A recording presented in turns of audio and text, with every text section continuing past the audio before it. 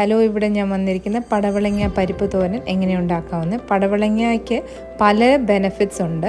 അത് specially diabetic പേഷ്യൻസിന് glycemic index control ചെയ്യാൻ ഏറ്റവും നല്ലൊരു വെജിറ്റബിളാണ്. ഇവിടെ പടവളങ്ങ കഴുകി അതിൻ്റെ അരിയെല്ലാം മാറ്റി കുഞ്ഞതായിട്ട് അരിഞ്ഞു വെച്ചിട്ടുണ്ട്. അതിൻ്റെ ആവശ്യത്തിന് വലിയ ഒരു ഉള്ളി, പിന്നെ പച്ചമുളക്, ഞാൻ കടലപ്പരിപ്പ് എടുത്തിരിക്കുന്ന പരിപ്പായിട്ട് കുക്കറിനകത്ത് ഒരു വിസിലടിച്ച് മാറ്റി വെക്കുക. തേങ്ങാരപ്പ്, തേങ്ങയും ജീരകവും വെളുത്തുള്ളിയും കരിയാപ്പിലയും, തേങ്ങ എണ്ണ അങ്ങോട്ട് ഒഴിച്ച് കടുകൊക്കെ ഇട്ട് പൊട്ടിച്ച് കഴിഞ്ഞ ഉടനെ വെള്ള ഉള്ളിയും പച്ചമുളകും പിന്നെ കരിയാപ്പിലയും ഉപ്പും മഞ്ഞൾപ്പൊടിയും ഇട്ട് നല്ലപോലെ ഇത് ഒന്ന് വഴറ്റിയെടുക്കുക.